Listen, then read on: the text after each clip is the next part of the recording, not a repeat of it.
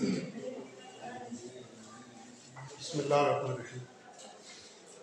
अजीज़ तलबा, आज बहुत आम चीज़ हम पढ़ने जा रहे हैं जिस पर आपने बहुत तवज्जो देनी है और बहुत समझने की कोशिश करनी है। और ये ट्रिग्नोमेट्री का समझ लें कि ये टॉप है, यानी इससे पहले जितना भी काम हमने किया है वो इस एक्सरसाइज के लिए किया है। और यहीं जो है वो हमें पता चलेगा कि ट्रिग्नोमेट्री जो है वो किस तरह अमली तौर पर हमारी रोज़मर्रा ज़िंदगी में इस्तेमाल होती है। तो उससे पहले हमें दो एंगल्स को समझना है। एक है एंगल ऑफ एलिवेशन और एक एंगल ऑफ डिप्रेशन। ये दो एंगल, इनको पहले हमने समझना है कि ये क्या है। अब देखें, मैं इस वक्त आपके सामने खड़ा हूँ, ठीक है, तो मैं दो अंदाज से, आप बल्कि तीन अंदाज से मैं देख सकता हूँ। बिल्कुल सामने देख सकता हूँ। जब मैं सामने देखूंगा तो क्या होगा, एक हॉरिजॉन्टल लाइन बनेगी, बिल्कुल सीधी लाइन बनेगी, ठीक है जी। और ऊपर की तरफ भी मैं ऐसे देख सकता हूँ, ठीक है। तो ज़ाहिर है हॉरिजॉन्टल ये आ गई तो हॉरिजॉन्टल के ऊपर एक एंगल बन जाएगा, ऊपर की तरफ देखूंगा। या फिर मैं नीचे ज़मीन की तरफ भी देख सकता हूँ। तो ये कोई भी ऑब्जर्वर जो है वो जो यानी उसके लेवल के सामने जो लाइन बनती है उसको हॉरिजॉन्टल लाइन कहते हैं। ये देखें कि यहाँ ये कोई ऑब्जर्वर है, ठीक है जी। अब इसके सामने ऑब्जेक्ट ये है, ये जो स्टार है ये ऑब्जेक्ट है इसका। अब यहाँ से ये सामने की तरफ ये इसके लेवल के बराबर जो लाइन बनती है इसको क्या कहेंगे, हॉरिजॉन्टल, ठीक है जी। और ये जो लाइन है, ठीक है, इसको क्या कहेंगे, इसका नाम है लाइन ऑफ साइट। क्या है, लाइन ऑफ साइट। ये लाइन ऑफ साइट है, यानी वो लाइन जिसके लिए से ऑब्जर्वर किसी चीज को देख रहा है। तो ये जो ऑब्जर्वर है ये इस स्टार को देख रहा है, तो ये लाइन ऑफ साइट आ गई, लाइन ऑफ साइट, ठीक है जी। ये लाइन ऑफ साइट आ गई। अब ये जो लाइन है ऑब्जर्वर के लेवल के बराबर, इसको क्या कहेंगे, हॉरिजॉन्टल, ठीक है जी। तो इसका मतलब क्या हुआ कि हॉरिजॉन्टल लाइन और लाइन ऑफ साइट के दरमियान जो बनने वाला एंगल है उसको एंगल ऑफ एलिवेशन कहेंगे, ठीक है जी। When object is above the level of observer, ठीक है, यानी जब जिस्म जो है जिसको देखा जा रहा है वो उसके लेवल से अबव है, ऐसी सूरत में इस एंगल को हम क्या कहेंगे, एंगल ऑफ एलिवेशन, ठीक है जी। Angle form between horizontal line and line of sight is called angle of elevation if object is above the level of observer, ठीक है जी। तो ये आ गया एंगल ऑफ एलिवेशन। अब दूसरी सूरत क्या है कि ये जो ऑब्जेक्ट है अब नीचे आ गया, वही स्टार जो है वो नीचे आ गया। अब यहाँ हॉरिजॉन्टल लाइन तो वही है, ठीक है, लेकिन एंगल अब ये नीचे बन रहा है, ठीक है जी। तो ये लाइन ऑफ साइट ही आ गई, लाइन ऑफ साइट, ये लाइन ऑफ साइट आ गया, ठीक है जी। तो लाइन ऑफ साइट और हॉरिजॉन्टल लाइन के दरमियान बनने वाला जो एंगल है उसको एंगल ऑफ डिप्रेशन कहेंगे, ठीक है। When object is below the level of observer, below the level of observer, यानी ऑब्जर्वर का लेवल ये है, यहाँ ये लेवल है, यहाँ जिस्म जो है वो अबव है। तो अबव जब होगा तो एंगल ऑफ एलिवेशन, और जब ऑब्जेक्ट जो है वो बिलो हो जाएगा तो एंगल ऑफ डिप्रेशन। तो ये दो चीजें जो है वो आपने याद रखनी है कि जो हॉरिजॉन्टल लाइन है, यानी सिंपली आप ये कह सकते हैं कि हॉरिजॉन्टल लाइन से ऊपर अगर एंगल बन रहा है तो वो एंगल ऑफ एलिवेशन है, एंगल ऑफ एलिवेशन होगा। और हॉरिजॉन्टल लाइन से नीचे जो एंगल बन रहा है उसको angle of depression, angle of depression के। अब अगर यानी कोई बहुत ऊंचा जो है वो मीनार है या कोई टावर है, ठीक है जी, उसकी हम हाइट मालूम करना चाहते हैं, ठीक है। तो उसकी हाइट मालूम करने के लिए हमें यानी ज़रा फर्ज किया ये कोई बहुत ऊंचा मीनार है, ठीक है।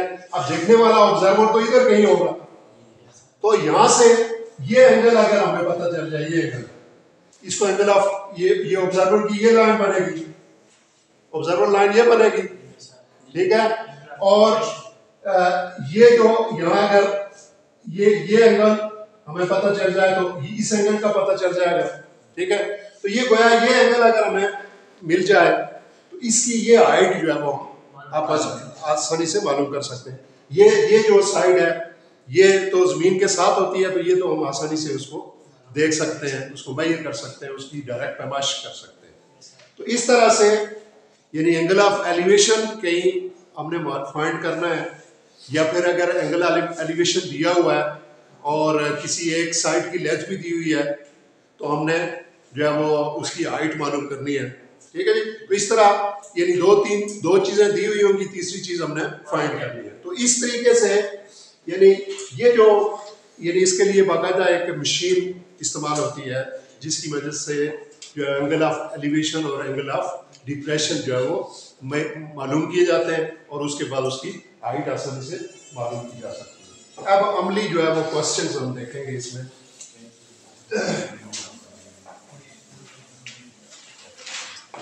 पहला क्वेश्चन क्या है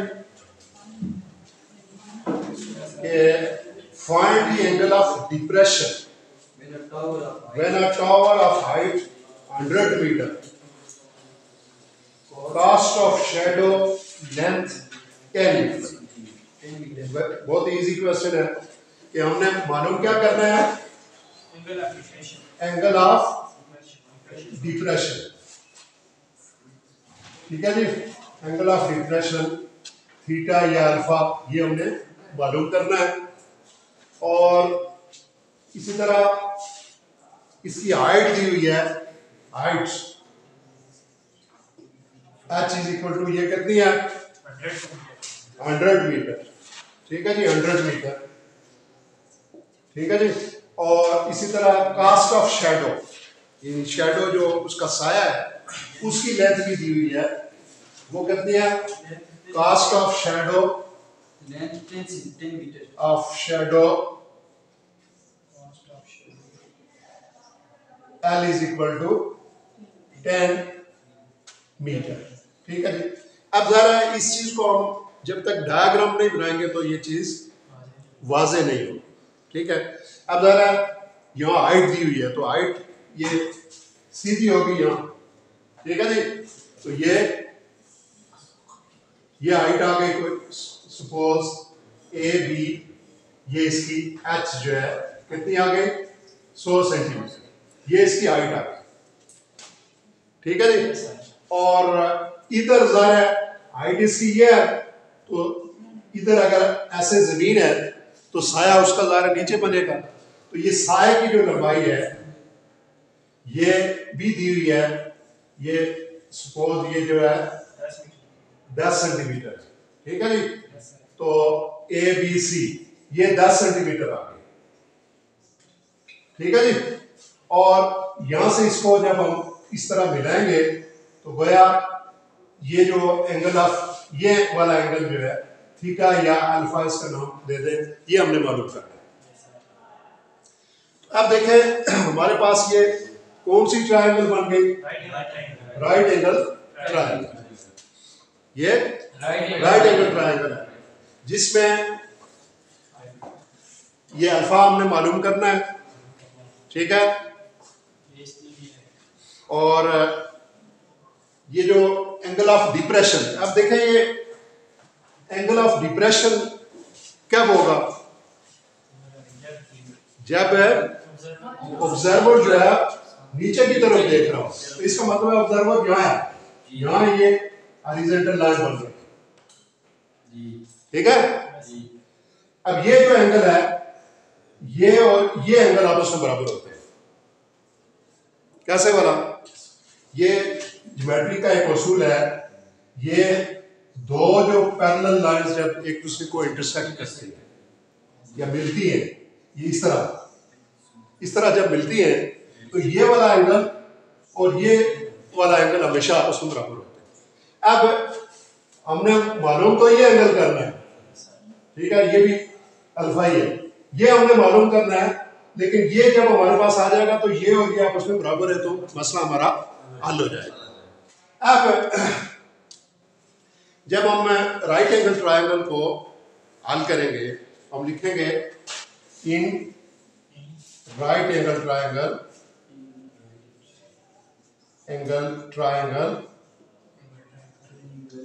ABC, ठीक है जी। तो अब देखें, यानी हमने मालूम करना है एंगल ऑफ डिप्रेशन मालूम करना है, ठीक है जी। तो angle of depression,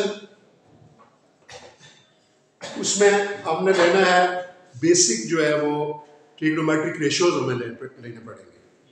sine theta लेना पड़ेगा, कॉस थीटा लेना पड़ेगा या टेन थीटा लेना पड़ेगा, ठीक है। अब यानी ये जो सवाल है इस क्वेश्चन में हमें वो चीज़ लेनी है जिसमें ये दोनों यूज हो जाए, ये भी और ये भी दोनों यूज हो जाए, ठीक है। बस साइन लेते हैं तो परपेंडिकुलर ओवर हाइपोटेन्यूस आता है, ये भी हमारा मसला हल नहीं होता। काज लेते हैं तो ये और ये होता है, फिर भी बात नहीं बनती। इसका मतलब है हमें टेन लेना चाहिए, ठीक है जी। टेन में ये भी मालूम है, ये भी मालूम है और एंगल फाइंड करना है, तो क्या करेंगे फिर, टेन अल्फा या टेन थीटा भी कर सकते हैं, ठीक है जी। अगर इधर अल्फा जाहिर किया हो तो अल्फा नाम रख लें, थीटा है तो थीटा, कोई इसमें प्रॉब्लम नहीं है। तो क्या आ जाएगा जी, A B over AC, A B over AC। अब ten alpha equal to A B की वैल्यू कितनी है जी, 100 है, ओवर 10, ठीक है जी। तो क्या आ जाएगा, टेन अल्फा इक्वल टू 10 आ गया, ठीक है जी। तो अल्फा की वैल्यू क्या आ जाएगी, alpha is equal to 10 inverse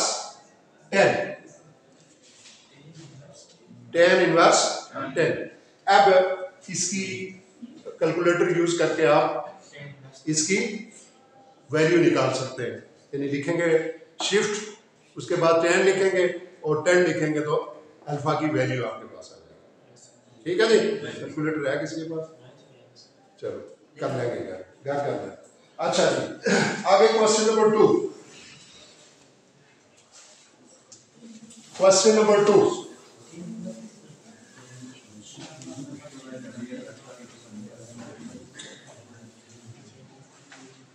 question number 2 है, a plane of 30,000 feet from ground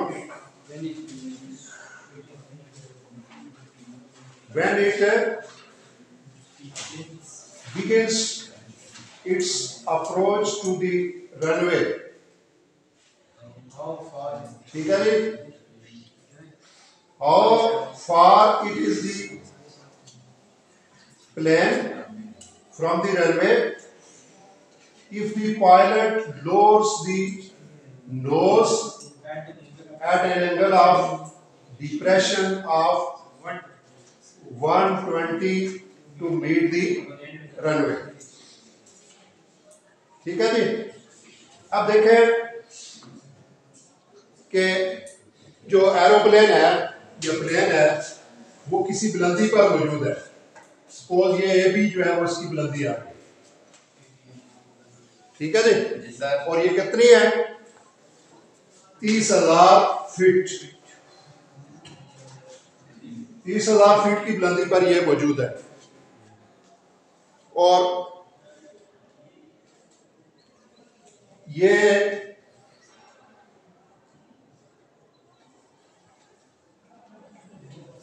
how much far the plane from the runway if the pilot knows the nose at the angle, यानी यहाँ कहीं कोई runway है उसका, ठीक है, तो ज़ाहिर है इधर से वो ऐसे आएगा, ठीक है, और ये जो फासला है ये हमने मालूम करना है, यानी इस बुलंदी से ये फासला हमने मालूम करना है कि कितने फासले पर वो जो है वो प्लेन मौजूद है, ठीक है। और साथ ये कहा गया कि यहाँ से जो जब ये नीचे की तरफ सफर करता है तो यहाँ जो एंगल ऑफ डिप्रेशन बन रहा है उसका ये 120 डिग्री है, कितना है 120 डिग्री, ठीक है। तो ज़ाहिर है ये अगर 120 है तो ये भी 120 डिग्री होगा। तो ये हमने डायग्राम उसकी बना ली है। अब इसमें गिवन क्या है, ठीक है, गिवन है height of plane, height of plane A B कितनी है जी 30,000 फीट, 30,000 फीट, ठीक हो गया। इसी तरह angle of depression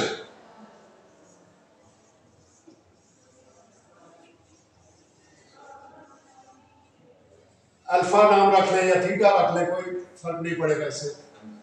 theta equal to 120 degree, ठीक है जी 120 डिग्री। अच्छा, ओ for distance of plane, distance of plane हमने मालूम करना है कि रनवे से कितना दूर है। Distance of plane A B A C ये हमने मालूम करना है, ठीक है जी। अब डायग्राम भी हमने बना लिया है और इसके मुताबिक हमने डेटा भी लिख लिया है। अब हमने ट्रिग्नोमेट्रिक रेशो का इस्तेमाल करना है, साइन लेंगे, कॉस लेंगे, टेन लेंगे, कौन सा एंगल लेंगे। अब देखें हमें ये मालूम करना है, ये हमारे पास फाइंड है, ठीक है जी। तो कौन सा एंगल लेंगे फिर जिसमें अननोन भी आ जाए और नोन भी आ जाए। गौर कर लें, इसमें ये साइड और ये साइड किस ट्रिग्नोमेट्रिक रेशियो में आते हैं? बेसिक कौन सी आती है? अब वो 10 आता है ना, यही होगा ना, perpendicular over base, perpendicular over base हमने फाइंड करना है। परपेंडिकुलर हमारे पास गिवन है और एंगल भी दिया हुआ है, ठीक है। तो क्या आ जाएगा, in right angle triangle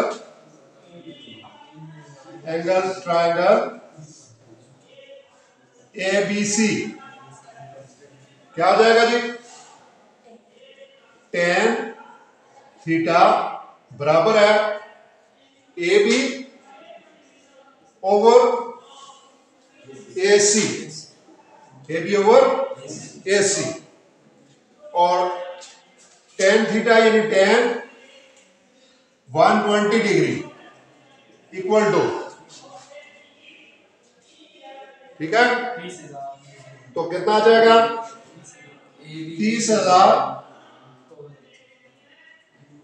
30,000 over A C,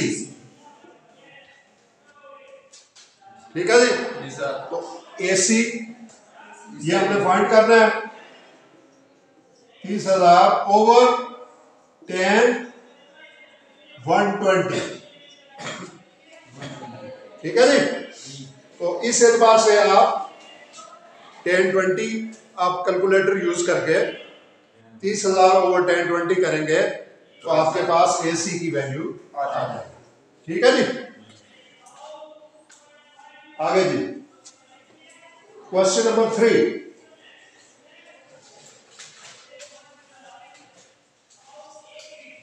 a kite is flying at height of 115 meter by a boy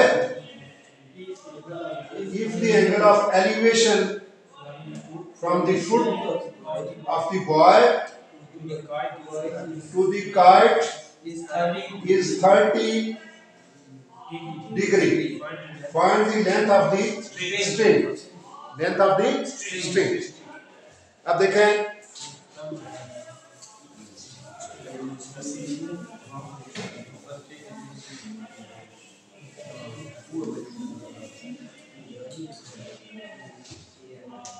ठीक है जी।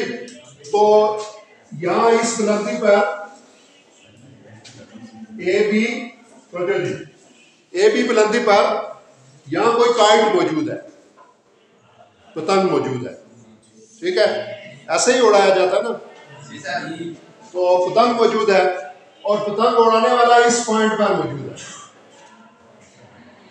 ठीक है।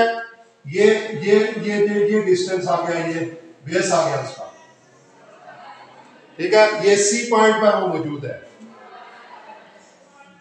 ठीक है। और उसकी हाइट कितनी है?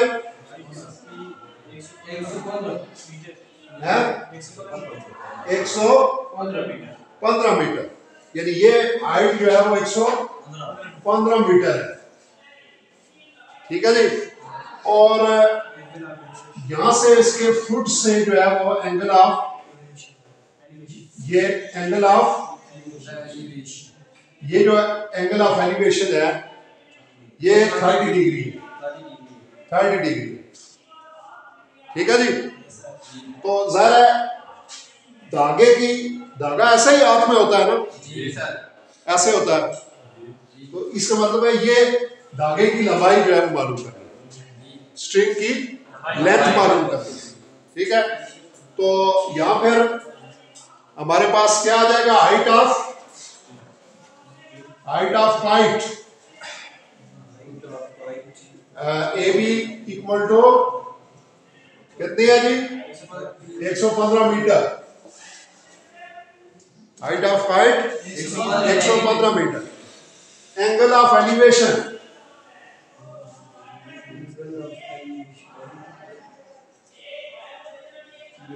ठीक है जी, theta is equal to 30 degree. और मालूम क्या करना है? Length of kite, length of string,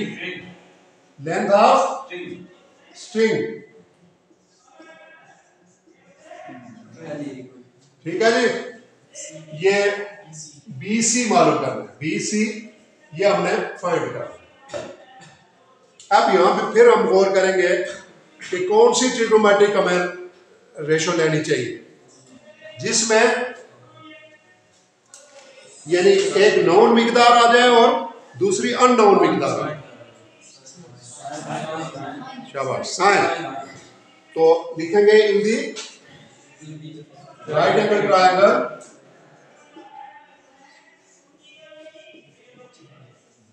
क्या आ जाएगा जी? Sine 30 degree equal to AB over AC, ठीक है जी। AB ओवर AC, तो sine 30 degree equal to AB कितना है? 100 AB ओवर BC आया, ठीक है जी। 115 ओवर BC मालूम करना है, ठीक है जी। तो साइन 30 जो है वो 1/2 होता है, ठीक है जी। 115 ओवर BC, तो BC इक्वल टू कितना आ जाएगा जी? 2 × 1 15। BC इक्वल टू 230 मीटर, ठीक है जी। 2 से मल्टीप्लाई कर लेंगे तो ये हमारे पास आ जाएगा। अच्छा, उसके बाद क्वेश्चन नंबर 5 और 6 देख ले, ये 4 को चलो कल मैं करवा दूंगा, ठीक है जी सर। अच्छा क्लियर हो गया जी सर।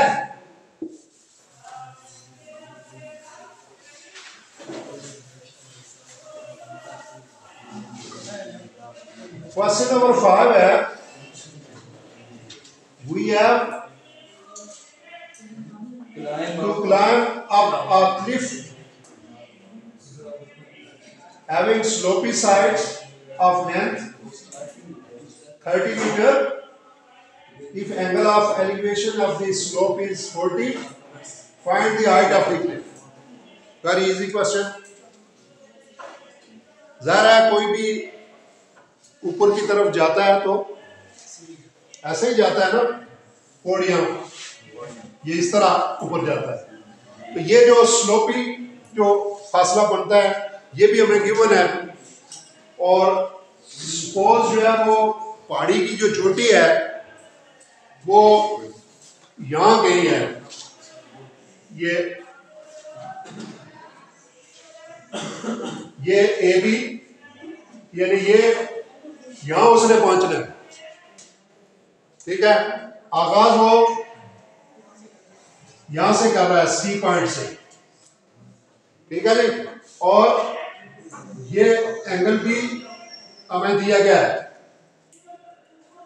ये एंगल कितना है 40 डिग्री, एंगल ऑफ एलिवेशन दिया हुआ है 40 डिग्री। और इसमें ये जो लेंथ है BC, इसकी लंबाई भी दी हुई है, कितनी है 30 मीटर, 30 मीटर, ये 30 मीटर दी हुई है। अब देखें हमने फाइंड क्या करना है, हाइट ऑफ क्लिफ यानी चट्टान की हाइट मालूम करनी, ठीक है जी। तो लिखेंगे हाइट, ठीक है, ऑफ क्लिफ, ठीक है, ए बी ये फाइंड करनी है, ठीक है जी सर। और एंगल ऑफ एलिवेशन भी दिया हुआ है, एंगल ऑफ एलिवेशन ये थीटा इक्वल टू ये 40 डिग्री है, ठीक है। और इसी तरह length of slopy side, length of slopy side S B C कितनी है जी 13 मीटर, ठीक है जी। तो ये हमारे पास आ गया डेटा इसका। अब क्या करेंगे, वही ट्रिग्नोमेट्रिक रेशियो का हमने इस्तेमाल करना है। मालूम क्या करना है हमने, इसकी हाइट मालूम करनी है। तो हमने वो ट्रिग्नोमेट्रिक रेशियो इस्तेमाल करनी है जिसमें एक नोन और एक अननोन आ जाए, ठीक है जी। तो कौन सा लेंगे, साइन लेंगे, शाबाश। तो in the right angle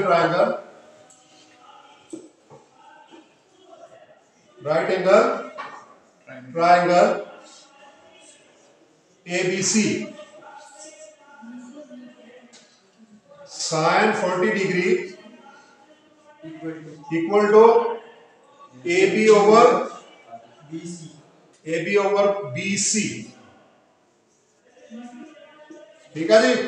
sin 40 degree equal to AB कितना है ये फाइंड करना है, और BC जो है वो 30 है।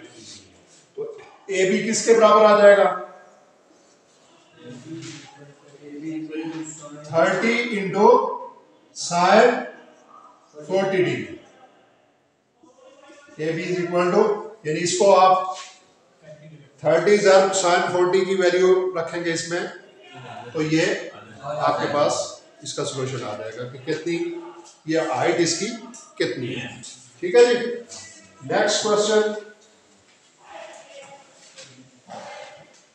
altitude of rocket is 1500 meter.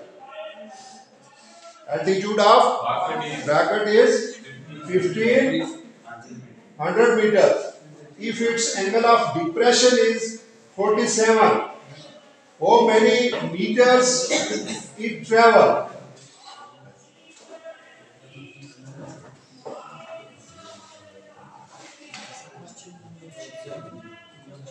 अच्छा जी,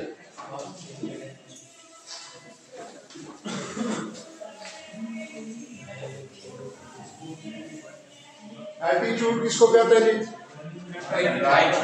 हाइट को कहते हैं। ये आ गई ए बी, एल्टीट्यूड आ गई। कितनी है?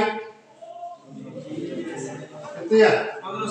1500 मीटर, 1500 मीटर, ये इसकी हाइट आ गई।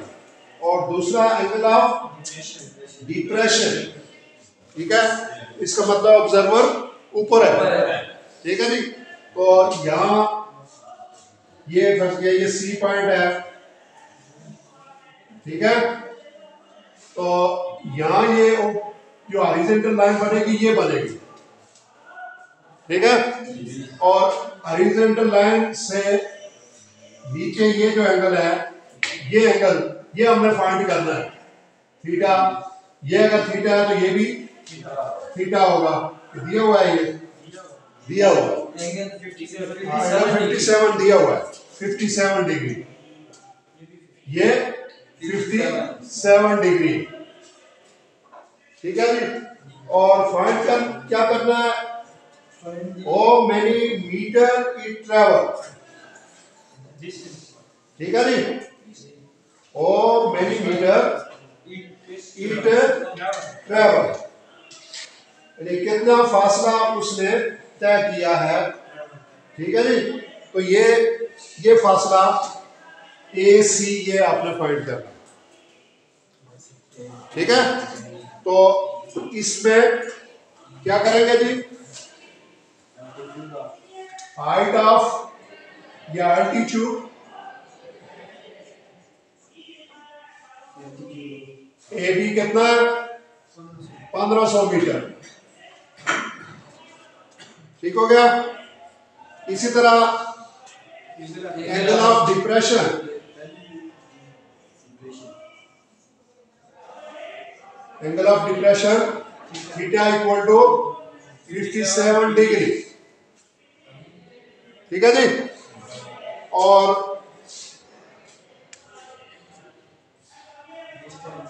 Distance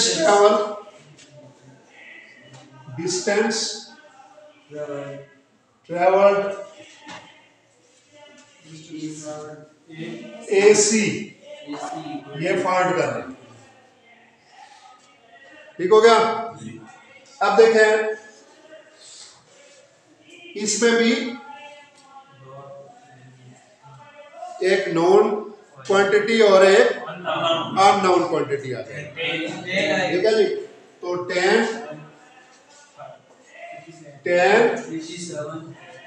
57 equal to AB over AC,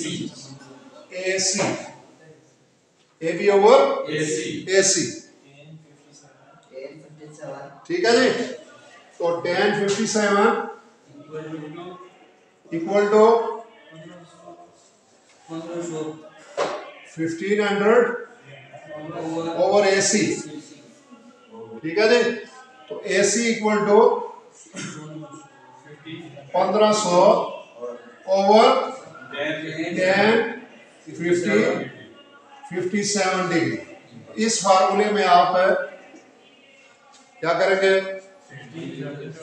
1057 से आप डिवाइड करेंगे तो इसकी वैल्यू आपके पास आ जाएगी। तो ये क्वेश्चन नंबर कौन सा 4 और 7 इंशाल्लाह हम करेंगे कल के।